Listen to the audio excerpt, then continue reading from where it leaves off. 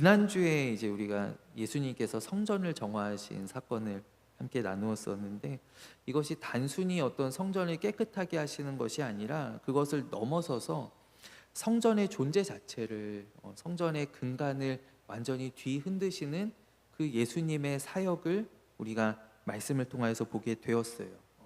최근 들어서 이제 사적 제재라고 하는 일들이 우리 주변에 많이 일어납니다.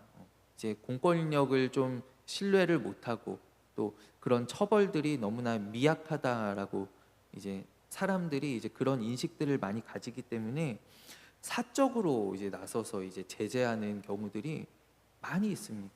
그리고 이제 그것들을 이제 보면서 또 우리 대다수의 또 일반인들이 어떤 통쾌함을 또 느끼죠. 그런 어떤 죄인들이 이렇게 벌을 받고, 이렇게 말하자면 이렇게 응징을 당하는 것들에 대하여서 요즘 어떤 일들도 있냐면은 음주운전하는 의심 차량들을 직접 시민들이 추격해서 막 응징하는 일들이 많이 일어납니다. 그러면 막 사람들이 막 박수 쳐줍니다. 잘했다고. 그런데 경찰들 입장에서는 사실 그렇지가 않죠. 도대체 누구냐는 거예요. 무슨 자격으로 이제 이런 일들을 하느냐라는 것이죠. 그런 쟁점들이 이제 있는데, 더군다나 요즘은 유튜브 자체가 이제 어떤 수익이 되다 보니까, 돈벌이 수단이 되다 보니까 그거하고 겹쳐서 이제 그런 좀 자극적인 그런 콘텐츠들을 생산하는 일들이 더욱더 많이 늘어나는 것 같아요. 근데 오늘 예수님을 바라보는 이 성전 관리자들의 시선도 그러했다라는 것이죠. 도대체 당신이 누군데 무슨 자격으로 이런 일들을 하느냐라는 거예요. 성전이 뒤집어졌는데 도대체 이 청년이 누구인지, 예수님 아직 젊으시잖아요. 이 사람이 누구이며 또 무슨 자격으로 이 일을 했냐라는 것이 지금 대제사장들과 또 성전 관리인들이 궁금해하는 것입니다. 우리가 성전에 대해서 생각을 해보면, 성전은 지금 이 예수님 시대까지 수세기 동안 이 대제사장들과 그리고 이 제사장들에게 속한 어떤 관리들이, 성전의 책임자들이 이 성전을 운영을 해왔습니다. 근데 자기들이 이제 운영하던 그 성전에 한 젊은 남자가 들어오더니 막 주도권을 잡는 거예요. 막 채찍을 휘두르면서 막 상인들을 내쫓으면서 막 그 상인들의 어떤 테이블들을 막 뒤집어 엎으면서, 그리고 사람들이 보니까요, 반응을 보니까요, 너나 할 것 없이 이 청년의 말을 듣는 것 같더라는 것이죠. 청년들에게 관심을 보이고 또 호의를 보이고 이 청년의 말을 듣는 것 같아요. 그러니까 이 사람들이 이제 생각할 때, 이 사람이 도대체 어디서 굴러 들어온 사람이냐, 무슨 생각으로 이제 이런 일을 하느냐라는 것이죠. 물론 이 복음서를 읽고 있는 우리들은 답을 알고 있습니다. 바로 예수님이야말로, 그분이야말로 진정한 왕이시고 이런 일을 할 수 있는 그 모든 권한들을 가지고 계시다라는 거예요. 우리가 이 성전에 대하여서 조금 생각해 보아야 하는 것이, 우리가 간과하기 쉬운 것이 무엇이냐면, 여러분, 구약에서 우리가 성전을 볼 때 성전에 대하여서 궁극적인 권위를 가지고 있는 사람이 누구이냐라는 거예요. 우리가 사실 신약의 예수님 시대를 보면은 이 제사장들, 또 뭐 사두개인들은 이제 성전에 이제 붙어서 성전으로 이제 이권을 취하던 그런 사람들이었으니까요. 이 사두개인들과 또 여러 종교 지도자들이 이 성전에 대한 권한을 갖고 있는 것처럼 생각이 됩니다. 그런데 사실 성전은 이 태생부터요, 이 성전에 대하여서 궁극적인 권위를 가지고 있는 사람이 누구냐면은 왕이다라는 거예요. 왕이 사실 이 성전에 대한 모든 권한을 가지고 있는 사람입니다. 성전은 이스라엘 그리고 또 남유다 왕국의 왕들과 굉장히 긴밀하게 연결이 되어 있습니다. 우리가 알고 있듯이 다윗이 처음 이 성전을 설계하였고, 그리고 다윗이 설계한 대로 솔로몬 왕이 이 성전을 건축하였고, 그리고 솔로몬 왕 때부터 왕들이 이제 이 성전을, 물론 지성소에 들어가거나 어떤 예배에 관한 일들, 어떤 거룩한 어떤 제의들은 제사장들이 담당을 했었지만은, 그러나 성전을 예를 들어서 닫는 권한, 성전을 여는 권한, 그러니까 이 성전의 이 전반적인 통제에 대해서는 누가 권한을 가지고 있었냐면 왕이 권한을 가지고 있었다라는 거예요. 그래서 구약을 이렇게 보면은 열왕기서나 역대기서를 보면은 왕이 누구냐에 따라서 성전이 부흥하기도 하고 또 성전이 폐하여지기도 하고, 막 므낫세 왕 같은 경우에는 성전에서 막 이방신들의 제사를 드리기도 하고 성전을 더럽히기도 하고. 근데 이 성전에 대한 궁극적인 권한은 사실 왕에게 있다라는 거예요. 근데 지금 이 예수님의 시대에는 이제 그간 한 수백 년간 한 4세기 정도를 왕의 공백이 있었어요. 왕의 공백이 있었고 또 더군다나 이제 두 번째 성전 같은 경우에는 왕족이긴 하지만 스룹바벨이 이제 왕이 아닌 사람이 이 성전을 건축하였죠.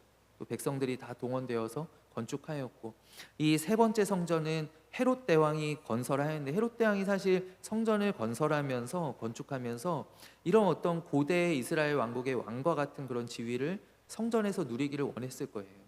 그러나 이 사실 400년 동안 이 성전이 이제 완전히 그 권리나 그 관리하는 그 책임들이 종교 지도자들에게 넘어가 버려서, 그리고 이 성전이 이제 이스라엘이 유다인들이 계속 나라가 없이 수백 년 이렇게 유리하다 보니까 결국 이 성전 자체가 이 유대인들을 결집시키는 어떤 민족의 구심점이 되었고 또 어떤 이데올로기의 근간이 되었다라는 것이죠.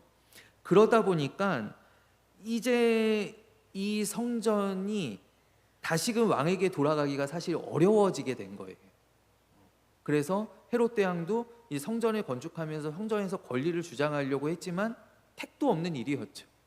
로마인들도 마찬가지죠. 로마인들도 이제 정치적으로 이제 유대 왕국을 통치하면서 그들이 어떤 성전에서의 종교적인 권한들도 행사하기 위해서 계속 시도를 했었지만 극렬한 반대에 부딪히고, 그리고 결국 로마도 이 성전에서만큼은 그냥 성전에 수비대 하나를 주둔시키고 이 성전에서만큼은 그냥 제사장들에게 이렇게 맡겼다라는 거예요. 그런데 이제 예수님께서 사실 뜻밖이긴 해도 그 전혀 유대인들이 어떤 예상하고 바랬었던, 성경이 우리에게 알려주신 것 같은 그런 모습이 아니라 정말 불시에 정말 뜻밖의 모습으로, 젊은 청년의 모습으로, 그러나 정당한 왕으로 성전에 입성하셨다라는 것입니다. 그런데 예수님께서는 이제 제사장들에게 질문하는 사람들이 이렇게 길게 답변을 하지 않으시고 그들에게 세례 요한만을 상기시키시죠. 세례 요한의 세례가 도대체 어디서부터냐? 하늘로부터냐? 사람으로부터냐? 이것이 단순히 어떤 그들에게 곤란한 질문을 해서 역공을 해서 그들의 입을 다물게 하기 위한 그런 방법이 아니었고요. 예수님께서 그냥 지금 이 상황을 모면하시기 위해서 꺼내신 말씀이 아니었어요. 요한의 세례를 상기시키는 것은 결국 성전의 권위와도 관련이 있고 또 예수님의 권위가 어디로부터 왔는지를 사실 그들에게 예수님께서 이 요한의 이야기를 하면서 그들에게 사실 대답을 하시고 계시는 거예요. 그렇다면 어떠한가? 예수님께서 요한에게 나가서 세례를 받으실 때 요한에게 세례를 받으심으로 말미암아 예수님은 성령과 또 하나님의 능력으로 기름 부음을 받았습니다. 그러니까 왕으로 인쳐짐을 받았습니다. 하늘에서 음성이 나서 이는 내 사랑하는 아들이요 내 기뻐하는 자라라고 말씀하시는데, 이 내용은 우리가 시편을 이렇게 읽어보면은 시편 가운데 여러 번 등장하는 왕을 연상할 수밖에 없는 그 표현입니다. 이게 단순히 하나님께서 예수님이 내 아들이다라는 것이 아니라 이는 내 아들이요 내 사랑하는 자다라고 하는 것은 하나님께서 다윗을 가리켜서도 그렇게 말씀을 하셨고요. 그러니까 우리가 시편을 읽다 보면, 성경을 읽다 보면 왕을 연상할 수밖에 없는 그런 표현이다라는 거예요. 그러니까 예수님께서는 요한의 세례를 받으실 때 이미 왕으로서 기름 부으심을 받은 거예요. 그러니까 예수님께서 그것을 그들에게 상기시키는 것이죠. 그리고 예수님께서 이제 시간이 많이 지나서 이 성전에서 지금 막 하신 이 일이 어떤 일이냐? 그분이 세례 받으실 때 부여받은 그 권한들을 이제 한참 지난 후에 어제 그 권한을 이렇게 시행한 것밖에, 실현한 것에 불과한 일이었다라는 것이죠. 예수님께서 그 왕으로의 권한을 이 성전에서 실현하셨다라는 것입니다. 그런데 이제 이 성전 관리들은 이 요한의 세례, 그러니까 만약에 이 성전 관리들이 요한의 세례를 알았었다라고 한다면, 요한의 그 사역이 굉장히 이 유대를 떠들썩하게 했었잖아요. 그래서 알았었다라고 한다면 그 가운데 예수님께서 세례 받으실 때 일어났던 일들, 이런 것들을 아마 모르진 않았을 것 같아요.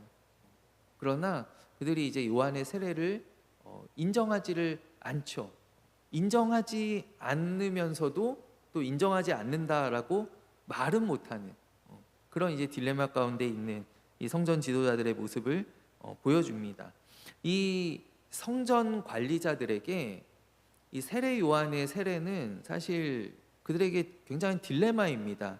왜냐하면은 이 요한의 세례가 무슨 세례냐 하면 이 마가복음 1장 4절에 보면은 이 요한의 세례를 가리켜서 죄 사함을 위한 회개의 세례다라고 말씀하고 있습니다. 죄 사함을 위한 회개의 세례다. 근데 여러분, 이 죄 사함의 권한이 사실 어디에 있는 건가요? 이 죄 사함의 권한이라고 하는 거는 사실 그 당시 세계에서 성전의 고유 권한이었어요. 성전의 고유 권한. 그러니까 이 요한이 광야에서 세례를 주는 것 자체가 굉장히 반성전적인 의미를 가지고 있는 일이다라는 거예요.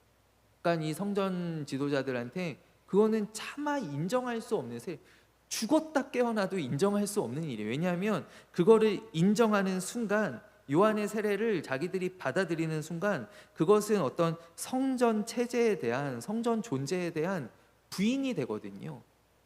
그러면 거기 가서 세례 받지, 내가 왜 여기 와서 예배 드려야 돼요? 내가 왜 여기 와서 여기서 이렇게 돈 바꿔야 되고, 왜 소나 양이나 이런 것들을, 비둘기를 왜 여기 와서 사야 돼요? 근데 대답할 말이 없는 거예요. 그러니까 그들에게 이 요한의 이 세례라고 하는 것이 정말 딜레마였다라는 것이죠.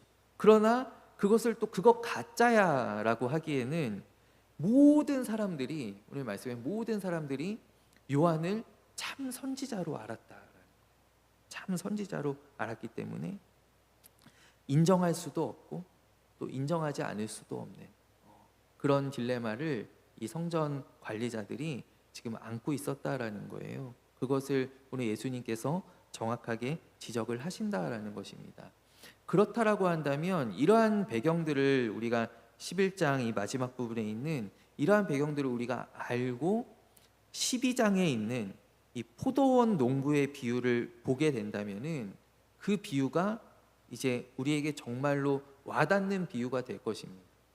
왜냐하면 이 비유가, 사실 우리가 이 비유를 읽으면 야, 이 소작인들, 이 새를 놓는 사람들이 어떻게 이렇게 멍청할 수가 있지?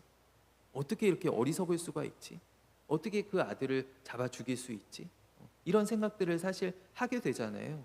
근데 오늘 예수님께서 말씀하신 이 소작인들이 이 이스라엘이 아니라 이 종교 지도자들이라고 생각한다면, 이 종교 지도자들은 자기들이 가지고 있는 성전의 권한, 사실 이 성전의 권한은 왕의 것이, 왕이 오면은 돌려줘야 되는 거예요.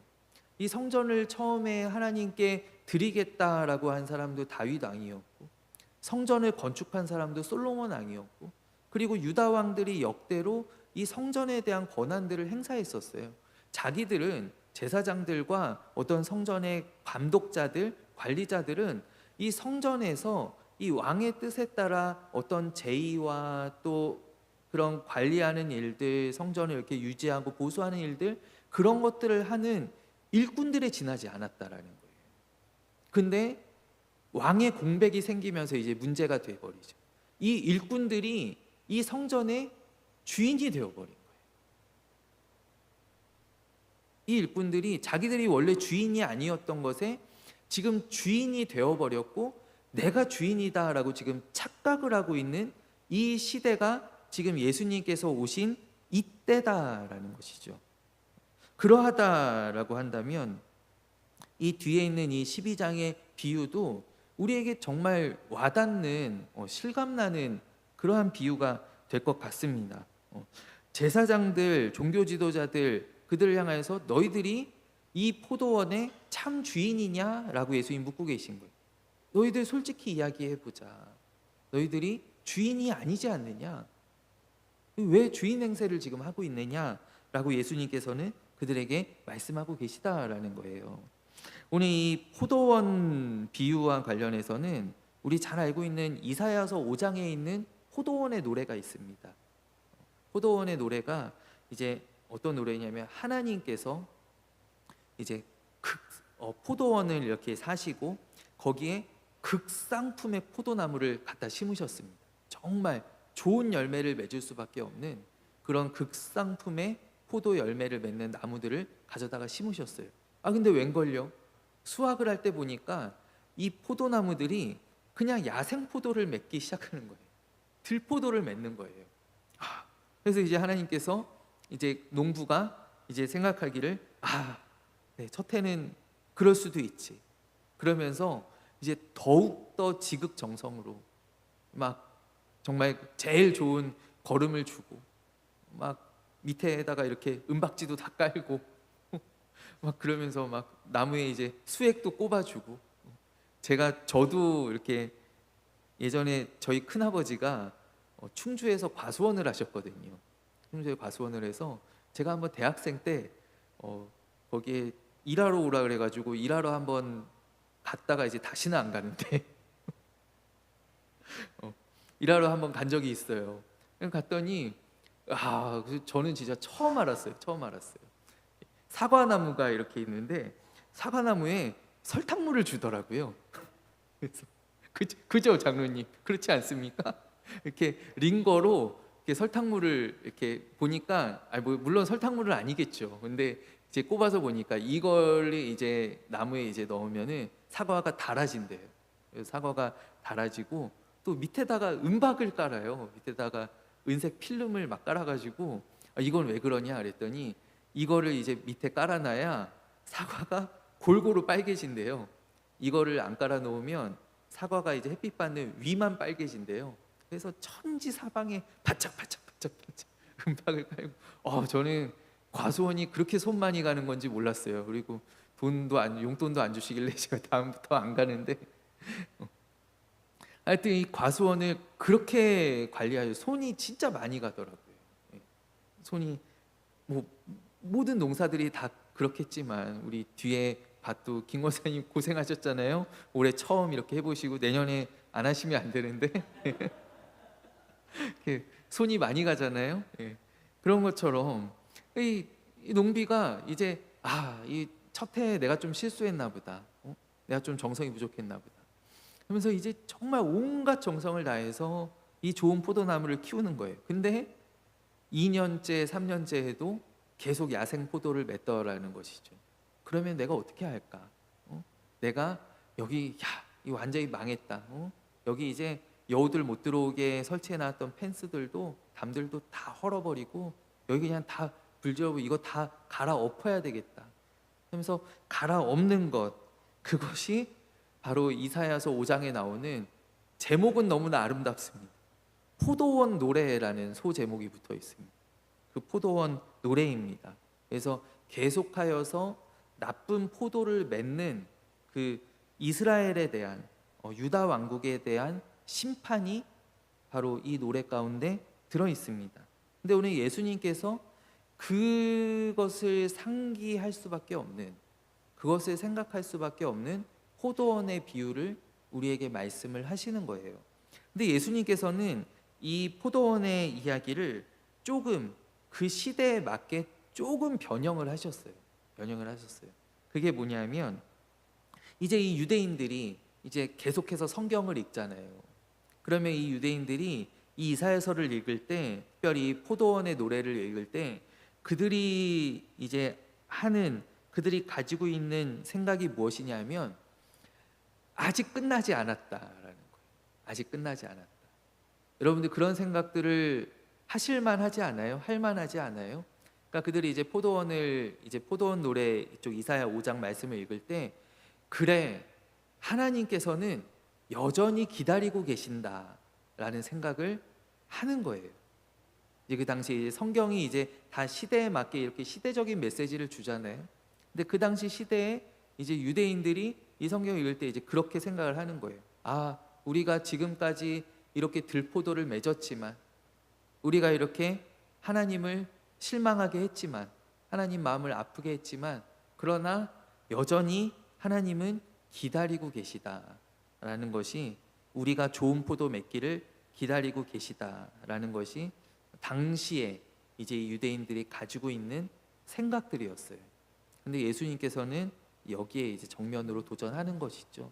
예수님께서 오히려 그것을 더욱더 풀어서 말씀하시기를, 얘들아, 너희들이 지금 그런 생각들을 하고 있지만 봐보아라, 그 백성들이, 너희의 조상들이, 또 지금 너희들도 마찬가지로 하나님께서 보내시는 예언자들을 너희가 다 거절했고, 그 포도원 노래 우리에게 들려주었던 이사야 선지자는 처형을 당했고 순교했고, 그 뒤에 있는 모든 선지자들 다 거절하고, 대부분 다 거절하고, 그들을 핍박하고 또 그들을 죽이고, 순종하기는커녕 계속하여서 고집스럽게 자기의 길을 갔던 것이 바로 유대인들. 그래서 지금 이 지경까지 왔어요. 이 지경까지 왔는데 이제는 어떻게 하느냐, 이 포도원을 지금 맡아서 우리가 한번 잘 해봐야지, 우리가 여기서 좋은 열매를 한번 맺어봐야지, 우리가 여기서 하나님을 기쁘시게 한번 해봐야지 라고 하고 있는 이 사람들이, 정작 하나님께서 보내신 사람들이 오면 우리가 알아서 할 테니까 저리 가라, 우리가 여기서 농사 잘 지을 거라고, 우리가 좋은 거름들 줄 거라고, 그래서 다 내쫓고 다 죽이고 다 매질하고, 그리고 나중에는 아들이 왔는데 그 아들까지도 그들이 쫓아내어서 죽이고, 이 포도원에 계속 자기들의 힘으로 포도원을 가꾸려고 하고 있다라는 거예요.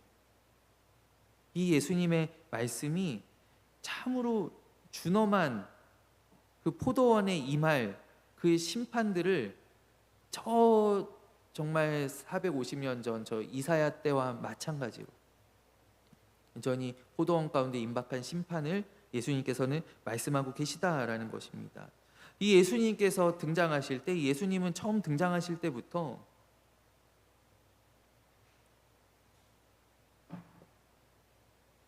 굉장히 그 행동과 또 말씀들 하나하나가 이 예수님이 왕이시라는 그 암시가 잔뜩 담겨 있었어요. 예수님의 모든 말씀, 예수님의 또 행동, 그리고 예수님께서는 또 실제로도 그 왕의 권위를 가지고 계속 행동하셨어요. 왕의 권위를 가지고 귀신들을 내쫓으시고, 또 병자들을 일으키시고, 가르치시고, 성경 말씀을 가르치시고, 인자는 안식일의 주인이라고 말씀하시고, 그리고 이 성전에 들어올 때에도 나귀 새끼를 끌어다가 예수님 아무도 타보지 않은 그 나귀를 타시고, 예수님께서 온 백성들의 환영을 받으시면서 그렇게 들어오셨잖아요. 그 예수님께서 그와 같이 등장하였는데, 근데 여전히 이 성전을 맡고 있는 원래 주인도 아닌 이 제사장들과 또 이 종교 지도자들, 이 성전의 관리인들은 그 예수님의 권위에도 굴복하지 않고 오히려 예수님을 없애기로 작정하였다라는 것이죠. 이미 이전에 그 예수님께서 성전에서 하신 일들을 가지고 이 대제사장들과 서기관들이 이미 모의하기 시작했습니다. 도대체 예수를 어떻게 죽일까라고 이 앞에 이 18절 말씀에 그들이 모의하잖아요. 그들이 예수님을 죽이기로 결심했다라는 것이죠. 그러면서 예수님께서는 이 시편 118편의 말씀을 인용을 하십니다. 시편 118편에 건축자의 버린 돌이 바로 모퉁이 돌이 되는 바로 그 말씀이죠. 그 말씀을 이제 인용을 하시면서 어떤 돌이 있는데요. 돌이 있는데 그 돌이 보니까 아무 쓸모가 없어요. 모양이 너무 튀는 거예요. 모양이 너무 튀고, 그래서 여기 이렇게 벽돌을 이렇게 쌓아 나가야 되는데 여기에 도대체가 들어맞지가 않아요. 그래서 그것을 없앴는데, 알고 보니 건물을 짓다 보니 요 성전의 정말 가장 중요한 부분, 뭐 예를 들어서 아치를 만드는데, 아치 문을 만드는데 이 문의 바로 위에 들어가야 되는 그런 부분, 뭐 아니면 저 지붕과 이 벽을 연결해 주는 그 부분에 알고 보니 거기에 꼭 필요한 돌이었다는 거. 꼭 필요한 돌이었다.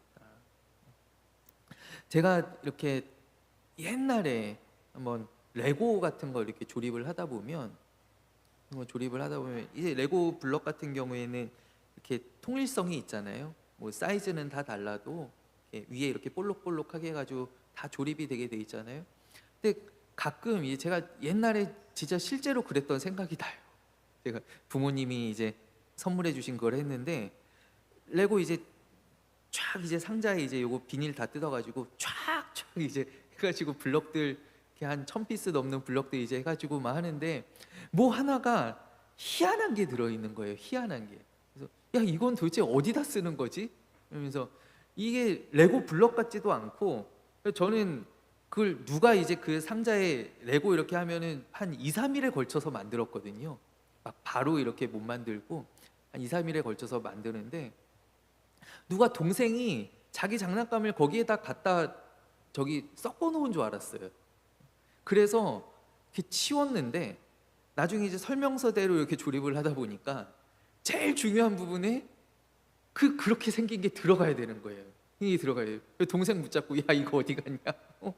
이거 못 봤냐? 이거 못 봤냐고. 그래서 막 그거 이렇게 치워버렸던 거를 막 한참 동안 찾았었던 그런 기억이 나요. 근데 오늘 예수님의 말씀이 그 건축자의 보린돌이 모퉁이의 머릿돌 되었다라는 말씀이 바로 그런 거예요. 그러니까 이 말씀이 사실 딱 보면 이렇게 잘 와닿지 않고 좀 어려운 말씀이죠. 어려운 비유죠. 우리한테 좀 잘 이해가 되지 않는. 근데 바로 그러한 일이라는 거예요. 꼭 필요했던 돌. 알고 보니까 꼭 있어야 되는 돌. 근데 그것이 바로 하나님의 영광이 된다라는 거. 이것이 우리 눈에 참으로 기이하도다. 이것이 참으로 우리 눈에 놀랍도다라고 하는, 이것이 바로 하나님의 사역이고 또 그것이 하나님의 영광이 된다라는 것입니다. 예수님이 바로 그러한 모퉁이 돌이고, 또 저는 생각할 때, 어제 말씀을 준비하면서 제가 생각할 때 예수님의 몸된 교회도 바로 그렇다라고 저는 생각합니다. 예수님의 몸된 교회도요. 우리 교회는 교회 밖 세상에서 예언자적인 사명을 가지고 있습니다. 그래서 이 시대를 우리가 깨우고, 이 시대 가운데 우리가 편승하지 않고 휩쓸리지 않고, 이 시대 가운데 하나님의 말씀을 담대하게 전해야 되는, 또 이 시대와 다른 삶을 살아가야 되는 그런 어떤 예언자적인 사명을 우리가 가지고 있다라는 거예요. 근데 오늘날 우리 교회가 사실 받는 그런 취급들이 어떠한가요? 건축자들이, 이 세상 사람들이요, 뭐 정치인들이요, 과학자들이요, 다 쓸데없다라고 이야기합니다. 이제 도대체 성경이 무슨 의미가 있냐? 그것이 무슨 쓸모가 있냐? 과학이 발전하고, 그러니까 교회가, 성경이 무슨 필요가 있어? 그래서 목사는 다 사기꾼들이야라고 얘기하고, 또 교회 다니는 사람 중에 좋은 사람 한 사람도 못 봤다, 막 사람들이 막 그렇게 얘기합니다. 내 주변에 교회 다니는 사람들 다 이상한 사람들이더라, 나쁜 사람들이더라. 그런데요, 사실 하나님의 법칙은, 하나님의 영광은 저는 그런 거라고 생각해요. 그러나 우리 교회가 사실 이 인류사에서, 또 우리 대한민국의 이 짧은 현대사에서, 이 대한민국의 정말 그 해방 후에 이제 100년도 채 되지 않은 그 짧은 현대사에서 얼마나 중요한 역할을 해왔고, 또 지금도 하고 있는, 사실 지금도 우리 교회가 하고 있는, 교회가 우리나라 사회에서 사실 하고 있는 일들이 굉장히 많아요. 그리고 지금도 사실 지금 이 시대 가운데 유일한 답은 교회다라는 거예요. 여러분, 지금 젊은이들이 이렇게 서로 성별 간에 서로 증오하고 만나지 않고 결혼하지 않고 또 아이 없는 게 편하다라고 얘기하고 아이 없는 삶을 동경하고 아이를 낳지 않고 또 자살률이 이제는 노년 세대를 제외하고 전 세대의 사망률 1위가 자살입니다. 얼마 전에 뉴스에서 40대 1위가 얼마 전에 자살로 올라갔습니다. 40대가 뭐 암이나 이런 성인병들 뭐 질병으로 죽는 게 사실 1위였거든요.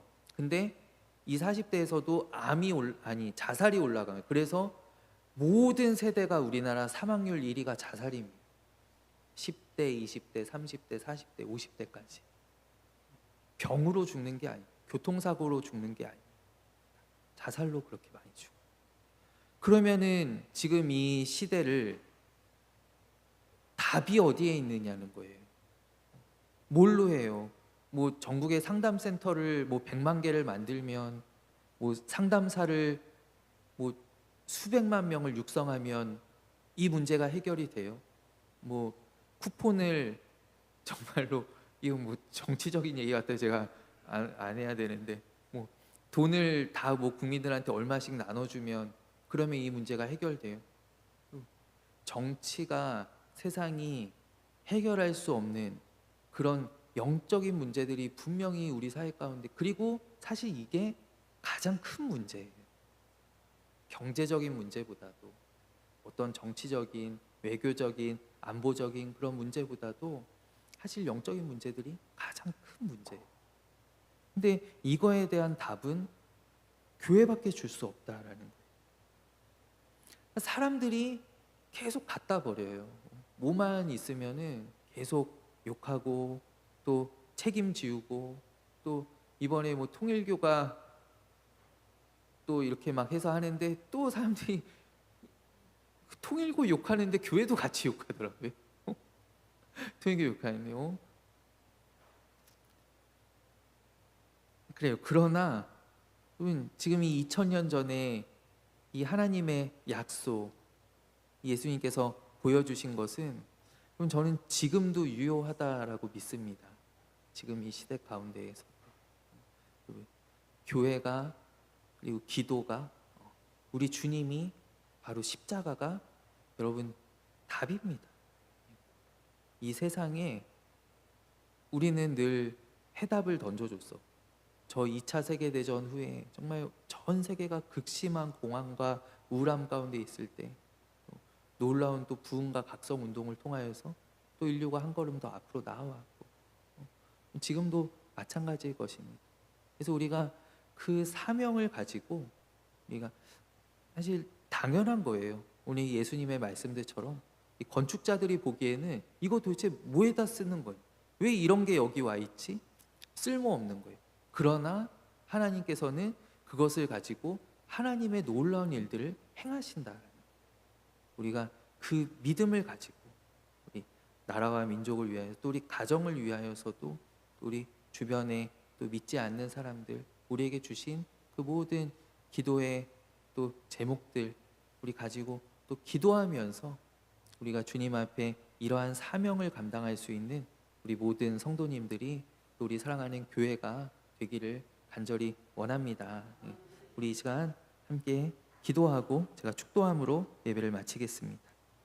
하나님 아버지, 오늘 이 마가복음을 통하여서 성전의 주인으로 오신 그 예수님 우리가 다시 한번 또 만나게 하시니 주님 감사합니다. 하나님 참으로 이 땅에 또 이 시대에 아버지 이 사회에 예수님만이 우리의 정답이고 또 교회만이 이 모든 문제를 해결할 수 있는 열쇠인 줄을 주여 우리가 믿습니다.